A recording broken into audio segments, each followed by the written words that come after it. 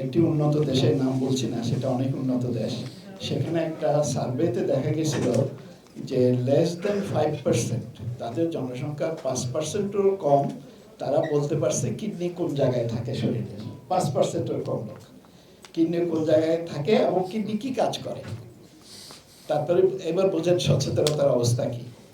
তারপর আমাদের দেশে দেখেন, আমরা স্বীকার করতে লজ্জা নেই যে আমরা অনেকে ডায়াবেটিস চিকিৎসা করে ব্লাড সুগার নিয়ন্ত্রণ করে আমরা এত তৃপ্ত থাকি যে তার কিডনি ইনভলভ হচ্ছে কিনা সেই কাজটা অনেক সময় আমরা ডাক্তাররাও করি না, রোগীরাও জানতে চায় না, আমরাও করি না।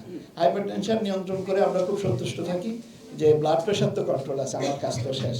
কিন্তু আমি তাকে একবার বলছিলাম যে প্রস্রাবে অ্যালবুমিন যাচ্ছে কিনা, তারপরে ক্রিয়েটিনটা দেখেন, যে এফারটা হিসাব করেন।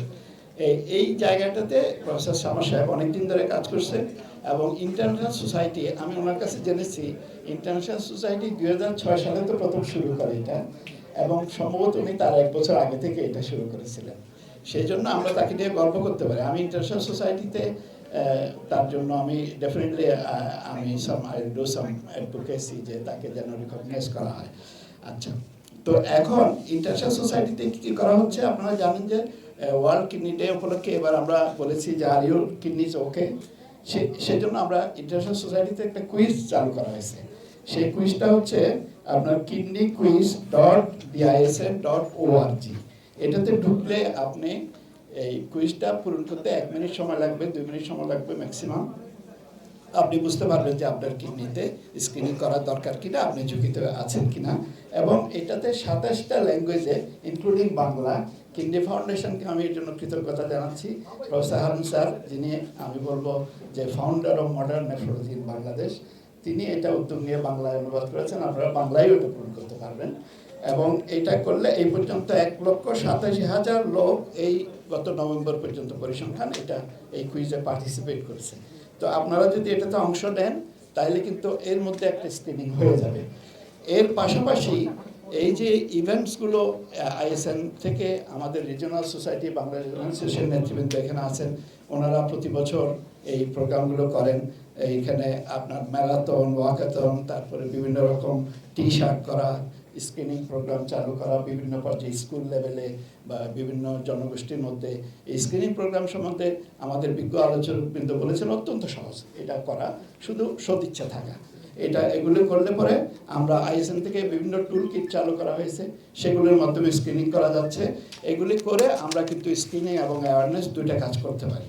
এর পাশাপাশি ইন্টারন্যাশনাল সোসাইটি, এখানে এনসিডি ডাইরেক্টর সাহেব আছেন, লাইন ডাইরেক্টর সাহেব, যে এখানে আইএসএন, এএসএন এবং এরা মানে European renal association jointly advocacy করেছে তারা ডব্লিউএইচওর সাথে করে। তারা ওখানে একটা রেজুলেশন প্লেস করেছে, যেটা আগামী মে মাসে গুয়াতেমালার হেলথ মিনিস্টার ডক্টর জোয়াকুইন বার্নোয়া তিনি এটা মোশন প্লেস করবেন এবং আশা করা যাচ্ছে এটা অ্যাকসেপ্ট করা হবে।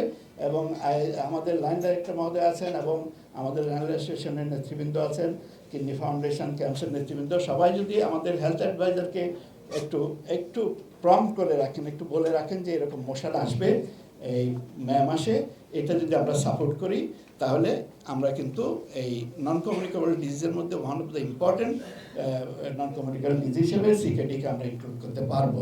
যদিও আনঅফিসিয়ালি আমরা এনসিডি, আমাদের বাংলাদেশে এনসিডি প্রোগ্রাম আমাদেরকে অনেক প্যাট্রোনাইজ করছেন এবং আনঅফিসিয়ালি এটাকে নন কমিউনিকেবলের মধ্যেই ওনারা নিয়েছেন এই পর্যন্ত।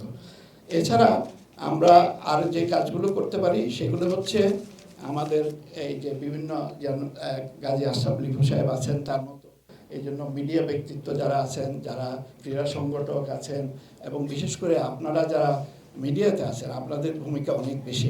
আপনারা একটা কথা বললে সেটা অতি সহজে মানুষের মধ্যে পৌঁছে যায়। যে আপনারা এই যে ক্যাম্পসের মতো একটা সংগঠন কাজ করে যাচ্ছে, তাদেরকে যদি আপনারা প্যাট্রোনাইজ করেন, এই কাজগুলোকে যদি আপনারা সহযোগিতা করেন, তাইলে এরকম আরও সংগঠন আগে আসবে এ ধরনের প্রিভেন্টিভ প্রোগ্রামগুলোতে। এগুলো যদি করা যায়, আমার মনে হয় যে এই প্রিভেনশনের মাধ্যমে, কারণ প্রিভেনশন ছাড়া এই কাজগুলো আমাদের পক্ষে, এই কিডনি রোগের ব্যয়বহুল চিকিৎসা, এর বোঝা বহন করা আমাদের কোনো দেশের পক্ষে এটা সম্ভব না। আমাদের দেশে যদি ডায়ালাইসিস ইন্স্যুরেন্স চালু করা যায়, আমাদের দেশে যদি ট্রান্সপ্লান্ট রোগীদের জন্য কোনো যেমন ইরানে কিন্তু ট্রান্সপ্লান্ট একদম সরকারি খরচের পুরো ইয়ে, এবং যে ওষুধগুলো সবগুলো কিন্তু ইরান কিন্তু একটা জনকল্যাণমূলক রাষ্ট্র এবং তারা সব খরচ দেয়। আমরা হয়তো ততটুকু পারবো না, কিন্তু আমরা যদি ভ্যাট ট্যাক্স ইত্যাদি যে জিনিসগুলো আছে এই ওষুধপত্রের উপরে, সেগুলো যদি আমরা মুকুব করি তাহলে কিন্তু এগুলো অনেক সহজলভ্য হবে। এর পাশাপাশি আমি একটা চাঞ্চল্যকর তথ্য আপনাদের দিতে চাই, সেটা প্রফেসর হারুন স্যার আর আমি সাক্ষী আছি। আমাদেরকে কোর্টে ডাকা হয়েছিল, হাইকোর্টে। একজন আইনজীবী রিট পিটিশন করেছিলেন, তিনি বলছিলেন যে যাদের কোনো প্রসেস সমস্যা, যেটা বারবার স্যারকে চাপ দিচ্ছিলেন বলার জন্য, যে যাদের কেউ নাই, এই যে আপনার ক্রাইটেরিয়া দাদা নানা এটা ওইটা কিচ্ছু নেই, কোনো ইয়ে নেই, তাকে কোনো অ্যালট্রুইস্টিক ডোনার অর্থাৎ অনাত্মীয় যে ইমোশনাল ডোনার দিতে পারবে কিনা। তো আমি আর প্রফেসর হারুন স্যার আমরা দুইজনে ইস্তাম্বুল ডিক্লারেশনে বাংলাদেশ যেহেতু সই করেছিল, আমরা অর্গান ট্রেডিং যাতে না হয়, কেনাবেচা না হয়, সেজন্য আমরা ওইটার বিপক্ষে অবস্থান নিয়েছিলাম কোর্টে। কিন্তু মরহুম ডক্টর জাফরুল্লাহ চৌধুরী সাহেব এবং অন্যান্যরা ওটার পক্ষে অবস্থান নেন। এবং আমি জানা মতে কোর্ট কিন্তু একটা অবজারভেশন দিয়েছিলেন, কোর্ট বলেছিলেন সরকারকে যে আপনারা আইন সংশোধন করেন যাতে যাদের এরকম ডোনার নাই তারা ইমোশনাল ডোনারের ব্যবস্থা করতে পারে একটা ন্যাশনাল কমিটির মাধ্যমে। সেটা কিন্তু এ পর্যন্ত হয়নি।